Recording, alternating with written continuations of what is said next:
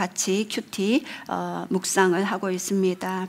또 하나님께서 한 사람 그 다윗을 통하여서 이 시대에 하나님의 나라의 그 신정 정치가 어떻게 풀어지는지, 한국과 이스라엘을 통하여서 하나님의 일하시는 방법, 또 하나님의 일하시는 원리, 또 하나님께서 함께 하시고자 하는 그런 놀라운 은혜들을 다윗을 통해서 또 우리가 보고 있습니다. 지금 이란과 이스라엘의 미스라엘이 또 왔다 갔다 하고 있는 그런 가운데 있습니다. 마지막 시대에는 또 인심판이 풀어질 때 첫째 말 백마를 통하여서 또 우리 미혹의 시대, 미혹의 영이 풀어지고 있습니다.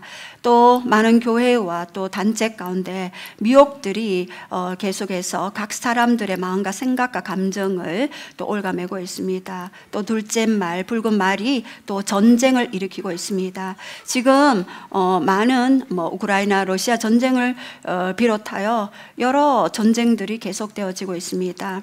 이삭과 이스마엘의 또 한 가족의 아브라함의 자손들 를 통해서 시작된 그 전쟁이 지금 전 지구적으로 풀어지고 있고, 전 시대는 전쟁과 기근과 전염병으로 고통받고 있는 그런 시대에 살아가고 있습니다. 마지막 시대 하나님께서 지금 재림의 길을 계속해서 준비하고 계시고, 내가 올 때에 이 세 가지 사인을 꼭 기억하라라고 말씀하십니다. 먼저 마태복음 24장 14절에 이 천국 복음이 모든 민족에게 증거되어야 그제야 끝이 오리라. 천국 복음이 모든 민족 24,000여 종족에게 증거될 때 그제야 끝이 온다. 그것을 사인으로 알아라 라고 말씀하십니다. 또 로마서 11장 25절에 온 유대인들이 구원을 받으리라. 이방인의 충만한 수가 차기까지 유대인들의 마음에 또 예수 그리스도를 거부했으나 이제 이방인의 충만한 수가 찰 때, 그때 유대인도 함께 하나님께로 돌아와 모든 민족, 모든 백성, 모든 방언이 함께 손에 종려나무 가지를 들고 마라나타 주 예수여 어서 오시옵소서라고 소리치고 있습니다. 또 마지막으로 계시록 6장 9절에 보면은 또 그 순교자의 피가 차기까지, 순교자의 그 피가 가득 찰 때에 예수님은 다시 오십니다. 이 세 가지 조건이 말씀을 통해서 맞물린다는 것을 우리가 계속해서 보고 있습니다. 저도 그러한 부분들을 여러분과 함께 또 나누고 또 있습니다. 예수님이 이 땅에 오시는 그런 발자국 소리가 성큼성큼 다가오고 있습니다. 또 우리는 예배자로서 계속해서 우리가 함께 예배드리고 경배할 때에 너무나 놀라운 그런 하나님의 임재의 수위가 계속해서 올라가고 있음을 봅니다. 요즘 예배 드릴 때 하나님이 치유와 회복과 그러한 새롭게 되어짐을 또 많은 간증들을 듣고 있습니다.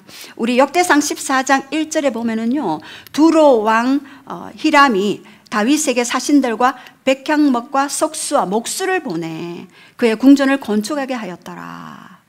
두로 왕이 누굽니까? 바로 이스라엘 유대인이 아니에요. 이방인입니다. 이방인이 그 다윗이 왕이었다 함을 듣고 백향목을 보내고 목수와 석수를 보내서 다윗 궁을 건축해 주는 것들을 봅니다. 이방인이 믿는 자를 통하여서 또 하나님이 하시는 일들을 보게 하십니다.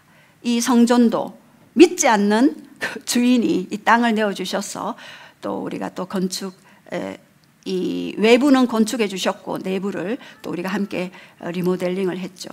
이렇게 다윗은 이 하나님 앞에 많은 은혜를 입었던 자입니다. 그래서 다윗이 여호와께서 자기를 세우사 이스라엘의 왕으로 삼으신 것을 깨달았다 라고 그렇게 고백합니다.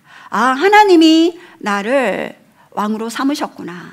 그러나 다윗의 마음은 자기 자신이 왕이라기보다는 자신 위에 또 다른 왕, 예수 그리스도 곧 하나님, 성부 하나님이 자신의 진짜 왕이심을 날마다 고백한 다윗의 입술을 통해 다시 한번 오늘 두로 왕 히로 왕을 통해 자신의 궁을 건축하고 난 이후에 이렇게 하나님이 나를 이스라엘 온 땅의 왕으로 삼으셨구나를 고백하고 있습니다. 다윗은 자신을 왕위에 두신 분이 곧 하나님임을 깨닫고 있었습니다. 다윗은요, 이 사무엘에 의해서 기름 부음을 받았습니다. 다윗은 3번 인생의 기름 부음을 받았죠. 첫 번째는 베들레헴에서 그 사무엘에 의해서 기름 부음을 받았습니다. 또 두 번째는 헤브론에서 유다 지파를 통해 또 기름 부음을 받았죠.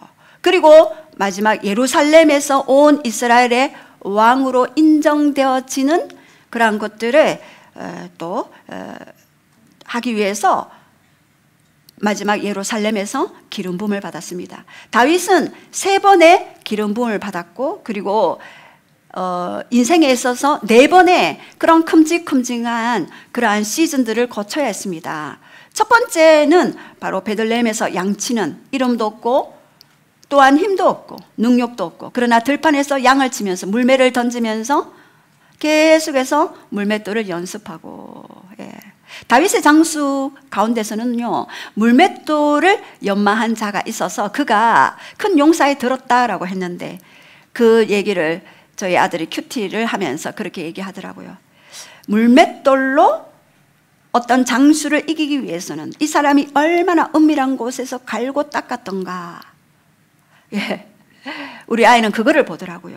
은밀한 곳에서 자신의 실력을 갈고 닦았던 그 물맷돌이 장수 골리앗을 물리치는, 그래서 베들레헴에서 홀라 한 분 청중이신 하나님께 노래 부르고 찬양하고 경배했던 그 다윗이 이제는 10대의 시절을 지나 그 블레셋 거대한 장수 골리앗을 물맷돌 5개로 이마에 정통으로 급습함으로써 이 블레셋 장수를 이기게 되었죠. 그리고 어떻게 됐습니까? 기브와 궁전으로 가게 됐습니다. 다윗은요, 20대 때 벌써 궁전에서 병기든 자로 사울 옆에서 보호자하고 있었던, 지금으로 말하면은 강력한 그런 비서실장이라든가 총리의 자리 정도, 비서실장 정도의 자리에 오르게 되었죠.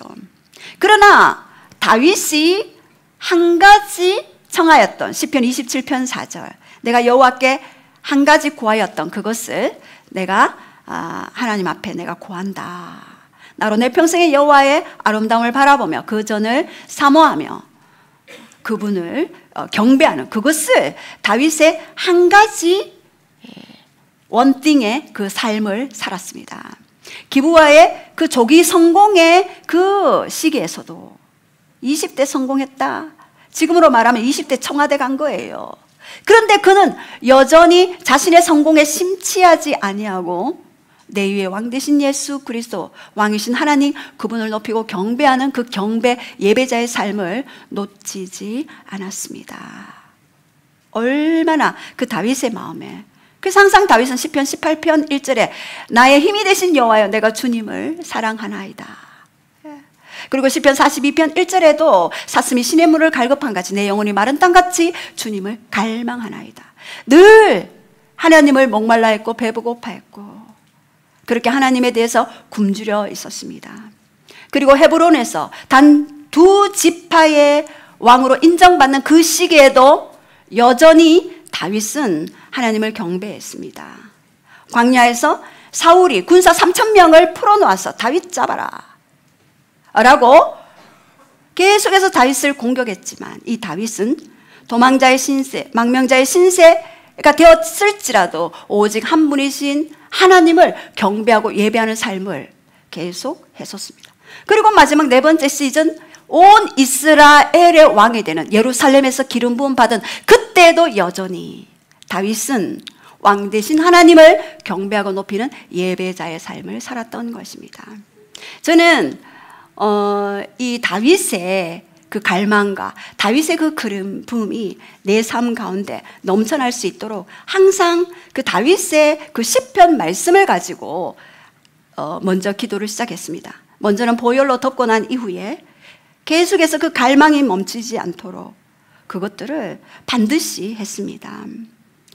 금요일날 또 이렇게 함께 기도를 하면서 이 예배가 얼마나 좋은지, 금요일날 그 예배 예배를 드렸는데 이 예배 장소를 떠나기 싫은 거예요. 이 임재 안에 있고 싶은 거예요. 그래서 거기에서 밤새 있다가 또 사부님 또 챙겨드리러 새벽에 또 집으로 갔는데, 이렇게 그 예배자의 그 삶이 얼마나 큰 특권이고 또 우리에게 주신 하나님의 왕적 권세를 우리에게 위임시키기 위해 하나님이 또한 우리를 부르신 그 부르심의 그 소망을 계속해서 우리로 하여금 갈고 닦고 하는 바로 물맷돌이 우리 예배자이다라는 그런 생각을 해봅니다. 수많은 물맷돌, 수많은 하나님을 향하여 그 갈망의 그 사랑의 그 고백이 우리의 물맷돌이 되고, 그것이 어둠을 물리치게 되는 강력한 파워, 능력, 권능, 디나미스가 된다는 것을 저는 너무나도 많이 경험했었습니다. 바로 모든 권세와 권위의 시작은 바로 하나님과의 친밀함에서 시작되어지는 것이기 때문입니다. 어느 만큼 하나님과 친밀한가, 어느 만큼 하나님과 함께하는가, 어느 만큼 하나님의 마음을 알고 그의 눈물을 알고 그의 생각을 알고 그의 부르심의 목적을 얼마만큼 아는가에 따라서 우리의 그 삶은 완전히 달라지는 것입니다.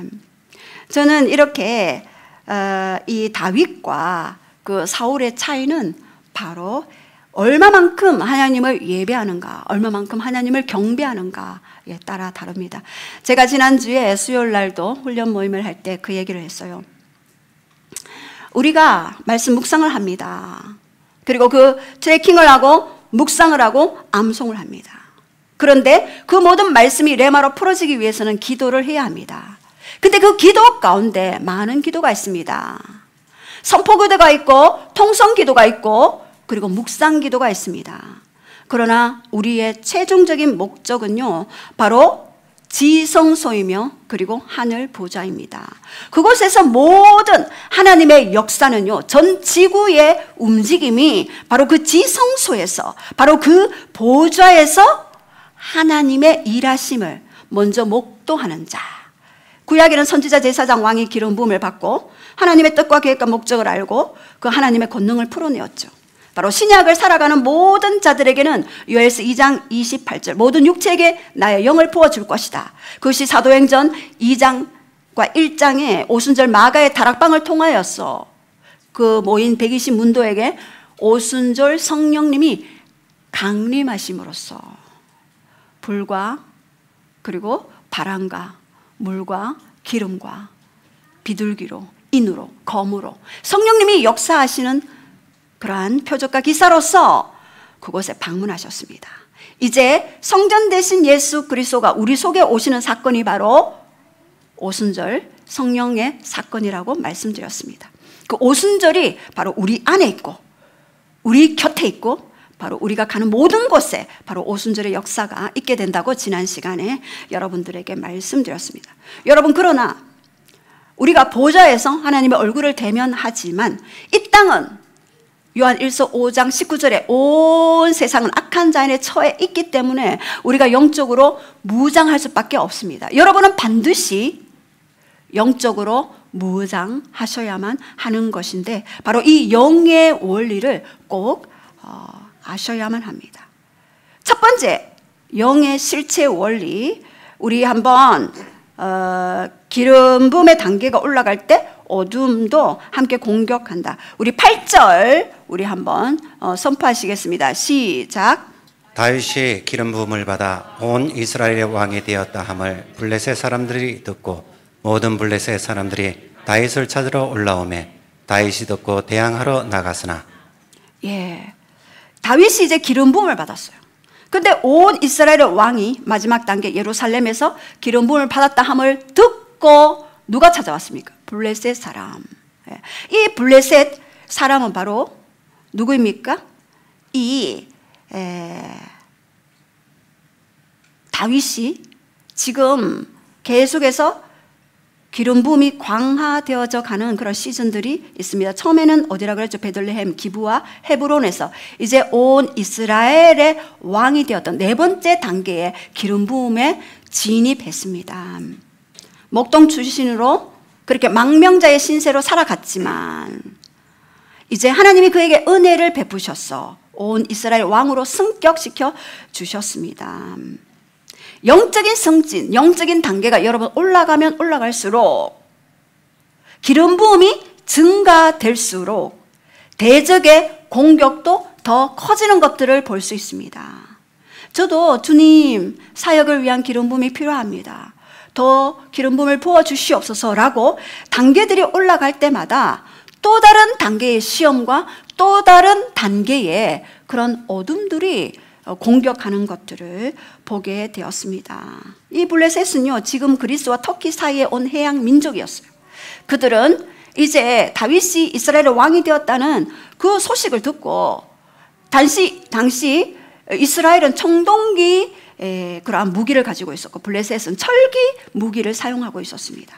그런데 이 블레셋이 공격하러 온 것이죠. 지금도 계속 하늘의 전쟁이 풀어지고 있습니다. 계시록 12장 7절에는요, 하늘의 전쟁이 있으니 미가엘과 그의 사자들이 용과 더불어 그의 사자들과 싸울세. 지금 하늘의 전쟁들이 계속해서 진행되어져 가고 있습니다. 이것은 바로 하늘의 전쟁은 바로 이 땅의 삶의 그런 어떤 척도들을 우리에게 말씀하는 것입니다. 보이지 않는 세계의 그런 영적 전쟁의 결과는 보이는 세상에서 발견되어지는 그런 현상에 나타나게 되어져 있습니다. 예를 들어서 한 가게에 또 한 민족에게 또 한 국가에게 풀어지는 그 지도자에 의해서 풀어지는 그 지도자의 영에 의해서 풀어지는 영적인 그 실체들이 벌써 영계에서 그런 미가엘과 그의 사자들과 또 용과 그의 사자들의 전쟁을 통해서 이 땅에 영향력을 미친다라고 그렇게 말씀드렸습니다. 마지막 시대에는요, 영적 분별이 굉장히 필요한 시기입니다. 이 세상에서 사탄 마귀 귀신은요, 자신이 우상 숭배를 받고 또 세계를 지배할 수 있도록 계속해서 이 정치, 경제, 사회, 문화를 장악하려고 하고 있습니다. 하나의 세계 단일 정부를 이루기 위해 뉴월드 오더라는 신세계 질서를 이루기 위해 계속적으로 하늘의 전쟁을 실행하고 있는 것입니다. 우리 계시록에도 지금 이제 일곱인, 일곱 나팔, 일곱 대접들이 계속해서 예수님 오시기 전에 7년 동안 일어날 일들을 말씀하고 계십니다. 지금 우리가 보는 것은요, 시뮬레이션입니다.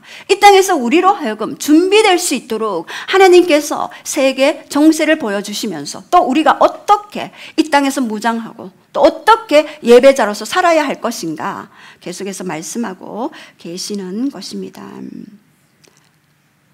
우리 그리스도인은 눈에 보이는 현상에 집중하면은요, 에베소서 6장 12절에 혈과 육의 씨름에서 계속해서 고통당하며 그곳을 탈피하지 못하며 그곳에서 내 생각과 마음과 감정들을 내어줌으로써 어둠에게 잠시 당하게 되어지는 것입니다. 어둠의 나라에는요, 그 각자의 원칙과 규칙을 따라서 운행하고 있습니다. 제가 여러분들에게 늘 어둠의 나라의 원칙의 규칙과 질서가 있다라고 말씀드리면서 갈라디아서 6장 7절에 심고 거둠의 원칙, 사람이 스스로 속이지 말라. 하나님은 업신여김을 받지 아니한다. 누구든지 무엇으로 심든지 그대로 거둔다라고 갈라디아서 6장 7절 말씀을 그렇게 선포해 드렸습니다. 그것은 바로 심고 거둠의 법칙이에요. 그 법칙에 의해서 이 나라와 또한 이 모든 이 땅에 있는 삶들이 풀어지고 있는 것입니다. 그 다음에는 또 판단의 법칙이 있죠.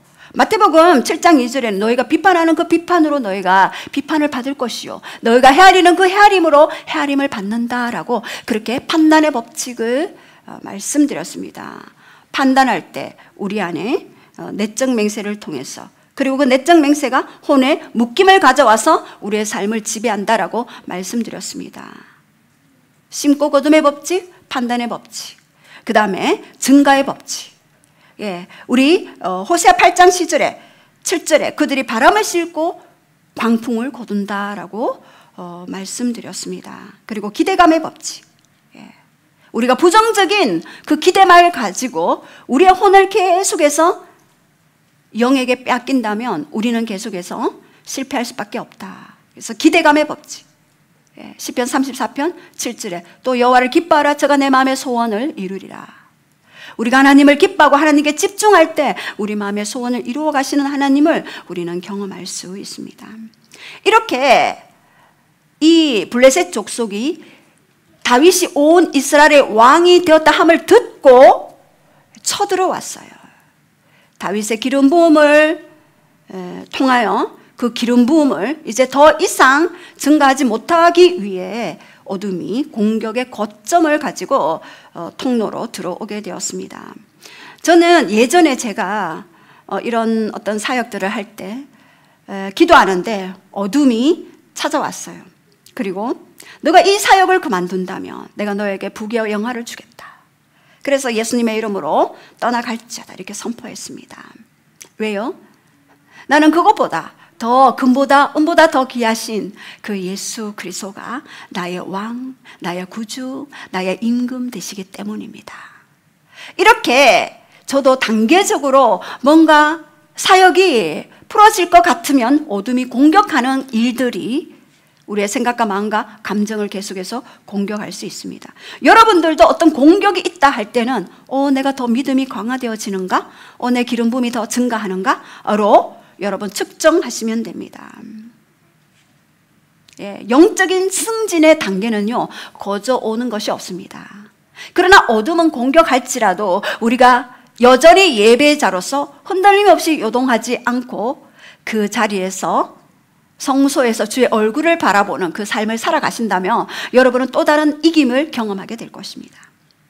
두 번째, 이 어둠의 실체는요 승리한 장소일지라도 다시 공격합니다. 13절 시작.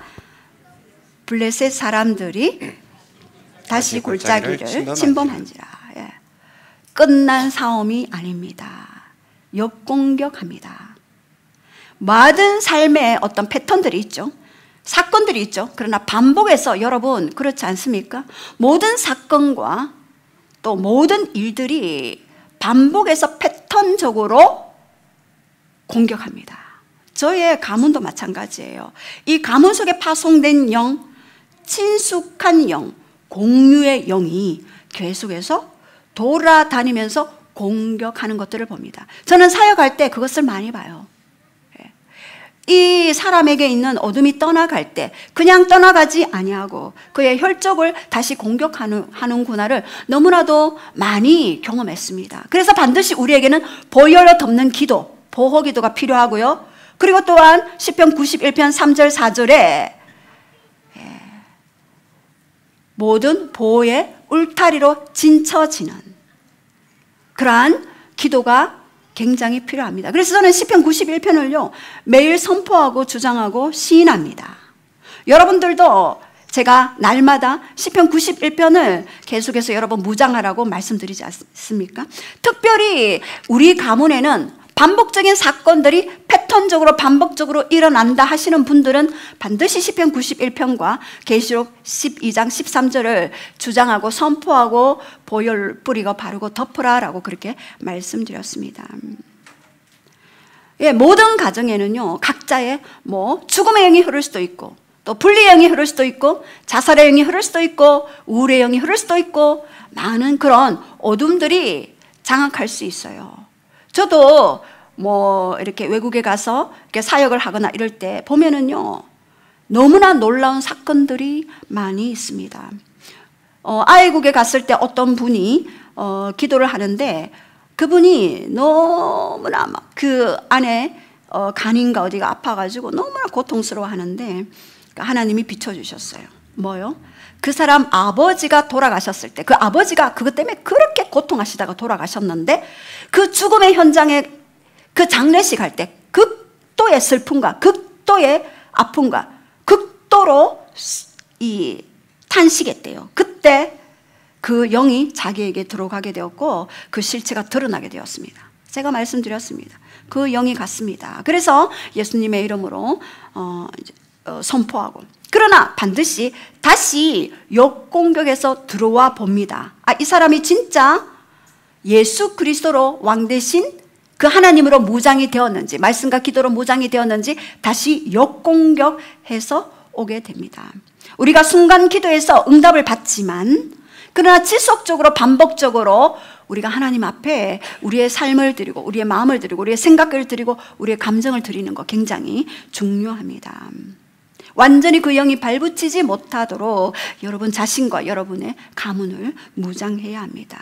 그리고 삶의 라이프 스타일을 여러분이 완전히 말씀적인 삶의 라이프 스타일로 이렇게 바꾸어야지만이 역공격을 하지 않는 것입니다. 우리 9절에 블레셋 사람들이 이미 이르러 르바임 골짜기로 쳐들어온지라. 기도도 하지만 우리가 이 르바임 골짜기로 다시 쳐들어왔던 그 영의 원리와 전술을 반드시 여러분들 알고 기억하셔야지만이 역공격에 대처해서 여러분도 무장할 수가 있는 것입니다. 영의 세계는요, 밤낮이 없습니다. 영의 세계는요, 죽지도 않아요. 영의 세계는요, 먹지도 마시지도 않죠. 방학이 없습니다. 버케이션이 없습니다. 휴가가 없습니다. 끊임없이 작동하고 있는 것이 바로 4차원의 세계이고 4차원의 비밀입니다. 그 4차원이 3차원의 이 우리 땅에 영향력을 미치고 있는 것입니다. 그런데 이 다윗이 승리했던 비밀 세 가지가 있습니다. 첫 번째는 다윗은요, 물으라입니다. 10절에 시작.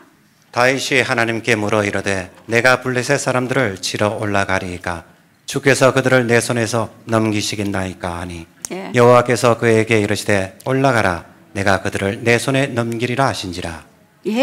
여기에서 다윗이 하나님께 물었어요. 이 묻는 삶은요, 하나님과 관계를 결정짓는 그런 표적입니다. 우리가 묻지 않고 행할 때 사울은 어떻게 했습니까? 묻지 않고 항상 환경의 흐름 따라 살아갔습니다. 그는 결국 블레셋에게 죽임을 당하게 되었고 자기뿐만 아니라 누구입니까? 자기 후손들도 다 죽게 되었죠. 이렇게 묻는 삶은요, 하나님과의 친밀함의 표적이 되어지는 것입니다. 우리는 관계를 위하여 지어졌습니다. 아담과 하와가 서늘한 에덴 동산에서 거닐면서 서로 대화하지 않았습니까? 우리는 반드시 하나님과 그런 관계적으로 서로 묻고 또 듣고 하는 그런 관계적인 그런 존재입니다. 서로 교제하고 교통하고 생각을 나누는 그러한 인격적인 존재로 우리는 창조된 것입니다. 이제 첫 아담에게 잃어버린 통치권을 마지막 아담이신 예수 그리스도를 통하여서 이제 회복시키셨는데 그것을 믿는 자에게 주셨지만 그만큼 하나님과의 친밀함 속에서 그분에게 매일매일 묻는 삶을 여러분들이 사셔야지만이 더 어둠에 대항해서 승리의 삶을 살아갈 수가 있는 것입니다. 저도 항상 하나님 앞에 많이 물었습니다. 예전에 저희 사부님이 어떤 지도시에 갔을 때에 우리 아들과 갔는데 일주일 동안 거기 머물러야 했는데 여관밖에 없었어요. 그래서 하나님께 질문했어요. 하나님 어디를 가야 합니까? 그리고 거기에 식당이 5군데가 있었어요. 하나님 이 식당 5군데 어디로 가야 할까요? 그리고 김밥 가는 것이 이렇게 선명하게 저에게 클로즈업 되었어요. 그 수많은 좋은 그 식당 중에 해필 김밥집입니까? 그리로 들어가라. 그래서 먹고 있는데 하나님 이곳에 왜 들어오게 하셨습니까? 질문했을 때 그 주인에게 물어보라. 하나님 저는 그런 거 물어보기 싫어요. 제가 또 불순종의 영이 있잖아요. 싫어요 하나님. 그러니까 하나님 침묵하시더라고요. 근데 그때 그 주인이 옆 사람하고 얘기를 하는 게 들렸어요. 아유 어제 집이 나갔는데 누구 살 사람 있으면은 얘기 좀 하라고. 옆에 있는 사람한테 얘기를 하는 거예요. 집이 나갔다고? 그래서 제가 용기를 내어서 그분에게 물었어요. 집이 있다고요? 제가 일주일 동안 살 집이 필요한데 아들이랑 여간에 갈 수도 없고, 예, 저의 남편이 이곳에 일을 하게 됐는데 좀 있을 수 있습니까? 그러니까 그분이 그래요? 사세요. 그냥 전기세, 물세 조금 내고 사세요. 이러는 거예요. 제가 하루 그 값을 지불하겠다고 하니까. 근데 거기에 있었어요. 너무나 그곳에서 일주일 동안 아들이랑 도서관 가고 또 배드민턴도 같이 치고 너무나 또 우리 사부님이랑 세 사람이 또 행복한 그 일주일을 보냈습니다. 여러분, 그리고 그곳에 계신 분이 온몸이 아프신 분이었어요. 그래서 그분이 교회 권사님이시더라고요. 그래서 그분과 같이 교제하면서 기도도 해드리고 또 그분이 또 회복의 시기도 되었습니다. 이렇게 묻는 삶이 굉장히 필요합니다. 역대상 13장 3절에 보면은요, 우리 하나님의 궤를, 법궤를 다시 다윗성으로 옮기려고 했을 때 13장 3절에 보면 우리 하나님의 궤를 우리에게 옮기자 했으나 사울 때는 그 하나님 궤 앞에서 묻지 아니하였다라고 그렇게 말씀하셨습니다. 사울 때는요, 하나님께 묻지 않았어요. 여러분, 하나님께 묻지 않는 것, 이것은 우리 힘으로 살아야 하는 것이고 우리 열심으로 살아야 하는 것이고 우리가 스스로 한계를 설정하는 것입니다. 예.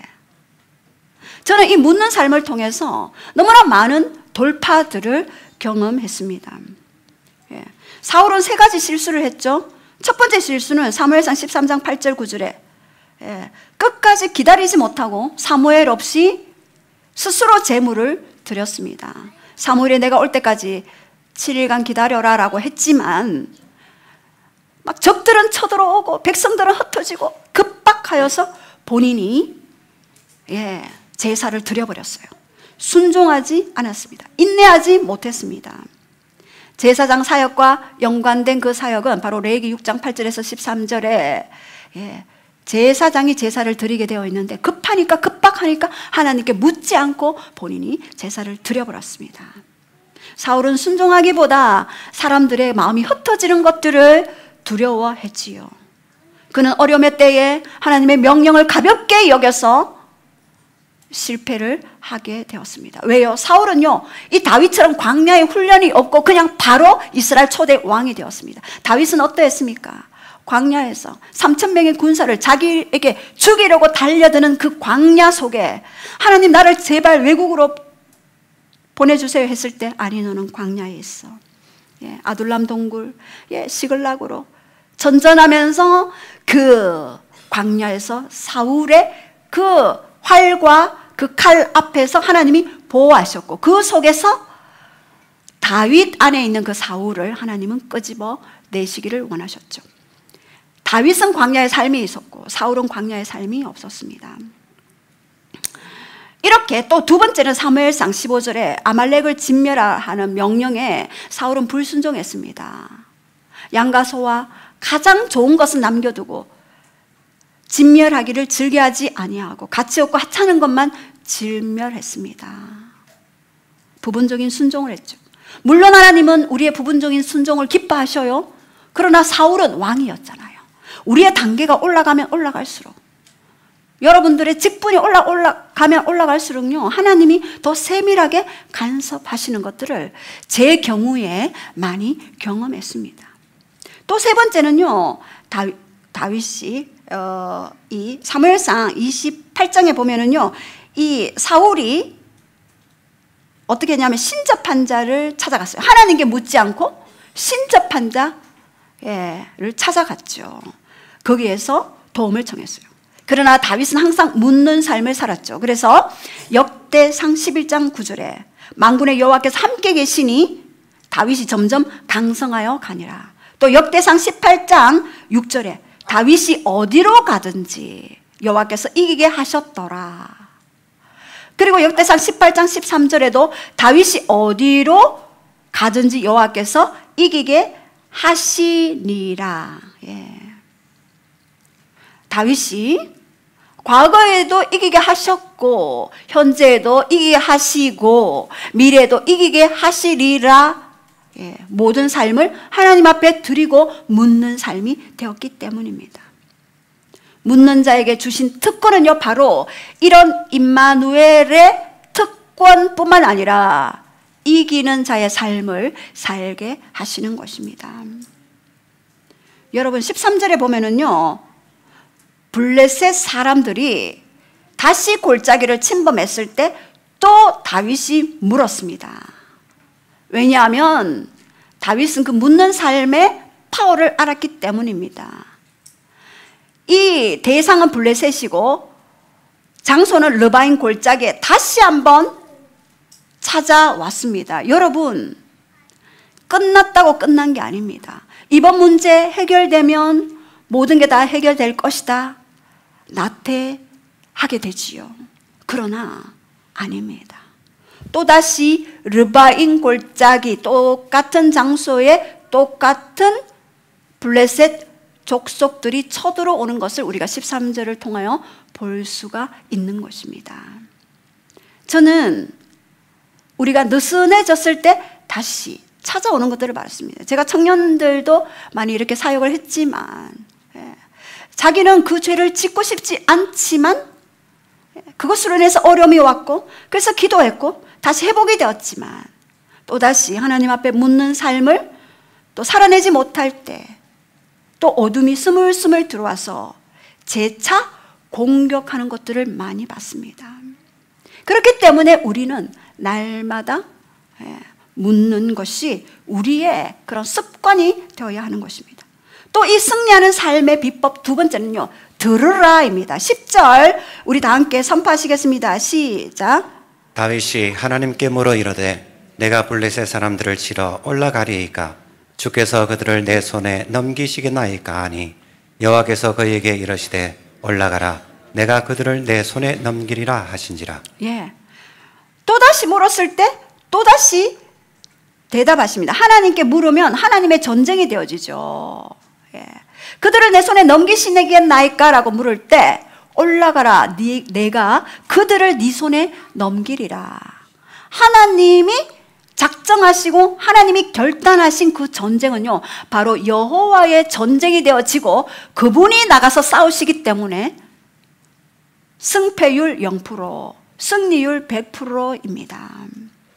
시편 68장 19절에도요, 날마다 우리 짐을 지시는 주시여 곧 우리의 구원이신 하나님을 찬송할지어다 라고 그렇게 말씀하셨습니다. 저는 이 듣는 기도가 굉장히 얼마나 파워 있는 부분들을 보게 되었습니다. 예전에 어떤 분을 이렇게 그 사역을 할 때도 그 치유 기도를 해도 약 0.5%, 5% 정도밖에는 낫지 않아서 하나님 왜입니까? 라고 물었을 때 너는 악한 영을 대적하되 그 가게에서 풀어진 어떤 영을 대적하라 라고 했을 때, 그것을 대적했을 때 회복이 된 것들을 경험했었습니다. 또 아이고에 갔을 때도 그러한 일들이 있었고, 이렇게 정확한 진단을 내리시는 분은 바로 하나님이십니다. 그 문제, 그 사건에, 그 대상에게 어떤 것들을 행해야 하는 건지를 듣는 것 굉장히 중요합니다.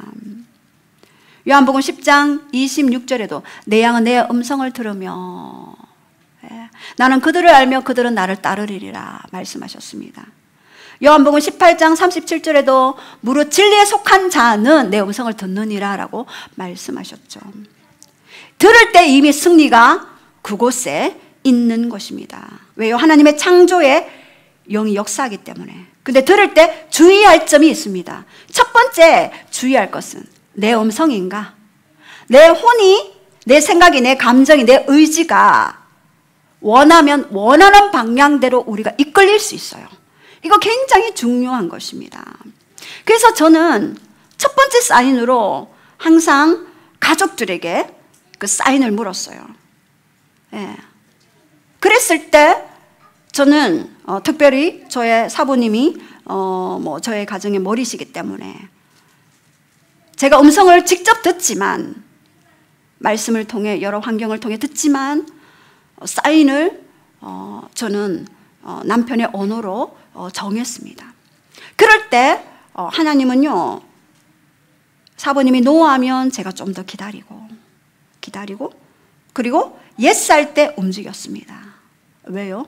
하나님은 내 혼을 깎아내리는 작업을 그것을 통해서 하셨던 것입니다. 제가 예전에 칠곡에서 이렇게 그 훈련 사역을 할 때 거기에 오신 분들이 이야기하더라고요. 아이고, 여기 오신 분들의 남편들은, 예, 제가 그때 전도사 때 전도사님에게 고맙다고 인사해야 되겠네요. 그때 이제 치유 사역하고 이럴 때에 그런 말씀을 하셨어요. 반드시 여러분들이 그런 어떤 사인을 들으셔야 합니다. 그리고 두 번째, 사탄의 음성이 있습니다. 사탄의 음성은요, 굉장히 조급해요. 굉장히 급해요. 그리고 말씀과 항상 위배돼요. 짝퉁 음성이 될 수가 있는 것입니다. 그래서 항상 분별해야 하는 것입니다. 세 번째, 하나님의 음성은요, 굉장히 평안을 주셔요. 기쁨을 주셔요. 기대감을 주시는 것입니다. 우리가 예전에 땅을 사라 했을 때도 하나님이 제 안에 깊은 평강 가운데 그렇게 주셨습니다. 그래서 그때 사부님은 돈이 없어서 못 산다라고 했을 때 사부님의 마음이 준비될 때까지 저는 기다려줬습니다. 그리고 이제 같이 돌아보게 되고 그것을 또 구입하게 되고 거기서 또 교회가 시작되었죠. 그렇다면 이 대적의 음성을요, 악한 영이, 그러면 어떻게 이 악한 영의 음성을 잠잠케 할 것인가? 첫 번째는요, 여러분 말씀을 선포해야 돼요. 누가복음 4장 1절에 보면은요, 기록되었을 때 예수님도 말씀으로 승리하셨죠. 그리고 계시록 12장 11절에도 어린 양과 및 증거하는 말로 내가 승리하였다라고 그렇게 말씀하셨죠. 그리고 두 번째는요, 마귀의 세력에 대해서, 우리 안에서 요동치는 그 음성에 대해서 잠잠하라 명령해야 하는 것입니다. 요한일서 3장 8절에 하나님의 아들이 나타나신 것은 마귀의 일을 멸하시기 위해서 나타나셨기 때문입니다. 이렇게 잠잠하라라고 그렇게 명령하셔야 합니다. 그럴 때 우리에게 진정으로 승리할 수 있는 이김의 기름 부음으로 또 하나님의 음성을 듣고 평안 가운데 또 나아갈 수가 있는 것입니다. 우리가 역대상 또 14장 14절에 보면은요, 다윗이, 여기 들어라에 보면은요, 다윗이 또 하나님께 묻자온데 하나님이 이르시되 마주 올라가지 말고 그들 뒤로 돌아 뽕나무 숲을 맞은편에서 그들을 기습하되 뽕나무 꼭대기에서 걸음 걷는 소리가 들리거든 곧 나가서 싸우라. 너보다 앞서 나가서 블레셋 사람들의 군대를 치리라. 똑같은 블레셋 족속이 다시 쳐들어왔을 때도 저번에 르바임 골짜기에 블레셋 족속이 쳐들어왔는데 하나님이 그들을 내 손에 붙인다고 했어. 정면 돌파했으면 어떻게 했을까요? 졌죠. 왜요? 블레셋 군대들이요, 한번 졌기 때문에 그들도 무장을 하거든요. 안 되겠다. 다윗 저 약점이 뭘까? 자기들끼리 전략을 세웁니다. 결코 그들은요, 머리가 나쁘지 않아요. 전략을 세워서 다시 그 장소에 와보죠. 그러니 전략가이신 하나님께 다시 다윗은 묻고 들었던 것입니다. 이번 전략은요, 정면 돌파하지 마라. 뒤로 돌아라. 뽕나무 숲을 맞은편에서 발자국 소리가 들릴 때 그때 진격하라 말씀하셨습니다. 블레셋 군대가 생각이나 했겠습니까? 저도 수많은 전략들을 하나님께서 주셨습니다. 그때마다 다른 전략들을 주시고 나갔던 것입니다. 왜 하나님이 똑같은 장소에 똑같은 군대가 쳐들어왔는데 똑같은 방법으로 일하시지 왜 다른 방법을 말씀하셨을까요? 왜 다른 말씀을 다른 전략으로 말씀하셨을까요? 사람은요, 이 망각의 존재예요. 잘 잊어버려요. 너의 진정한 왕은 나다. 방법을 의지하지 마라. 스킬을 의지하지 마라. 우리가 수많은 여러 사역 가운데 스킬도 있고 방법도 있고 프로그램도 있죠. 하나님은 저에게 항상 말씀이시기를 방법과 스킬을 의지하지 마라. 반드시 나를 의지하라. 나 자신을 의지하라. 항상 말씀하십니다. 여러분들도요. 어떤 다른 교회에서 누가 어떻게 했다고 그것을 의지하는 것이 아니라 여러분 날마다 트래킹하고 묵상하고 암송하는 것이 여러분의 물맷돌이 될 것입니다. 골리앗 장수, 블레셋 족속을 이길 수 있는 강력한 무기가 될 것입니다. 이렇게 여러분들은 우리에게 방법을 의지하지 마라. 그리고 마지막에는요, 세 번째 비법, 순종하라입니다. 우리 11절 우리 한번 선포하시겠습니다. 시작. 이에 우리가 바알브라심으로 올라갔더니 다윗이 거기서 그들을 치고 다윗이 이르되 하나님이 물을 쪼갠같이 내 손으로 내 대적을 흩으셨다 하므로 그곳 이름을 바알브라심이라 부르니라.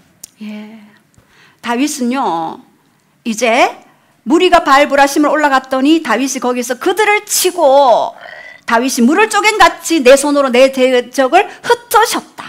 예, 그것을 바알브라심, 예, 내 대적을 흩으신다. 예. 여러분들이 치러 들어온 어떠한 대적들이 있습니까? 삶 가운데? 예.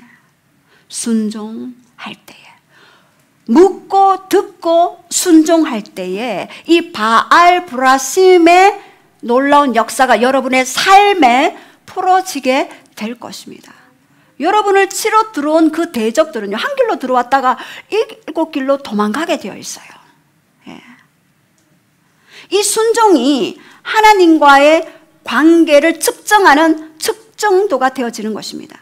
요한복음 14장 15절에도 너희가 나를 사랑하면 나의 계명을 지키리라. 요한복음 14장 21절에 나의 계명을 지키는 자라야 나를 사랑하는 자다. 나를 사랑하는 자는 내 아버지께 사랑을 받을 것이며 나도 그를 사랑하여 그에게 나를 나타내리라.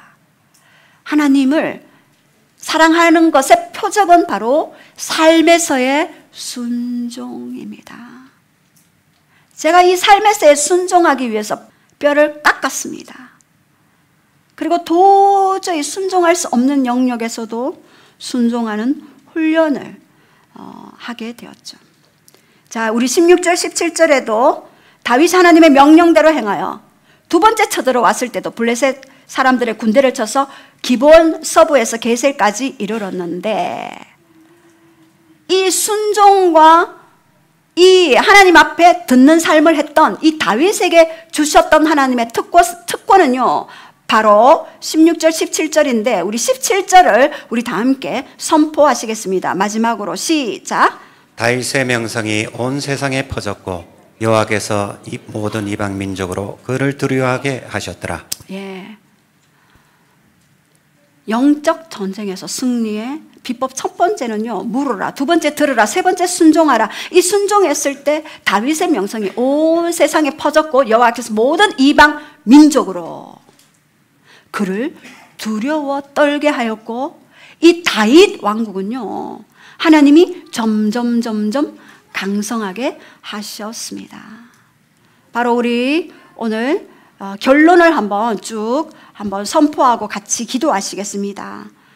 영의 실체 원리 1. 기름 부음의 단계가 올라갈 때 어두움은 공격한다. 2. 승리한 장소일지라도 다시 공격한다. 승리하는 비밀의 세 가지. 1. 물으라. 2. 들으라. 3. 순종하라.